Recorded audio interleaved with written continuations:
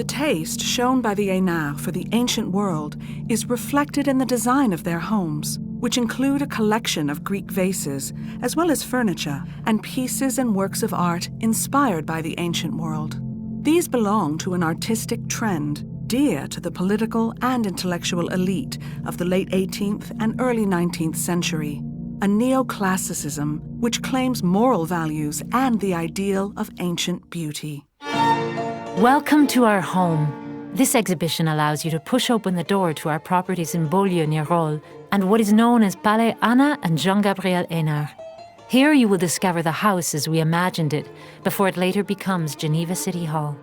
You enter our interior with watercolors commissioned by my husband from the Genovese painter Alexandre Calam between 1833 and 1836.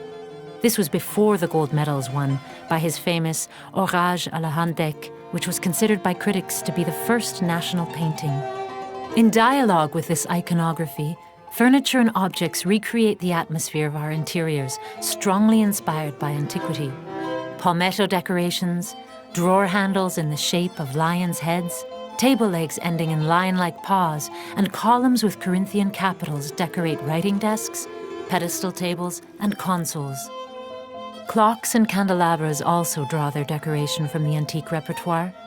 Alongside these productions of our time, real antique vases from our collection of objects from Pompeii, where my husband carried out excavations, complete this decor.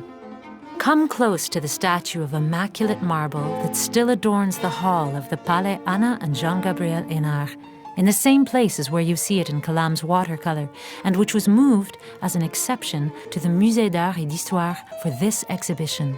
It was the Italian sculptor Lorenzo Bartolini who created it around 1825. The artist had already been hired by my husband for the Beaulieu residence. Jean-Gabriel, whose bust which he also created around 1813 and which is displayed in the entrance to the exhibition, had met him in the home of Napoleon's sister, Princess Elisa Bashocchi. In 1823, he commissioned 5 statues for the decoration of our Genevan palace, including 2 copies of ancient statues, Spinario from the Capitol in Rome, which you can admire at the back of the room behind me, and the Crouching Venus from the Uffizi in Florence. Finally, he created this statue that represents me at the bottom, dressed in antique clothing. Cross-legged, leaning against a trunk, I wear a draped garment held at the shoulders by fibulae and fastened to the body under the chest by a belt. Another draped garment encircles my hips and creates a subtle set of folds. My hairstyle, with strands tied to the top of the skull, evokes that of the famous Capitoline Venus.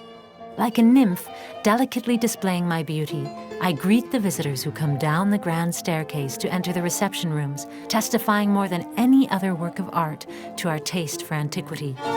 But now it is time for me to bid you goodbye and leave you to contemplate these objects that have given us so much pleasure.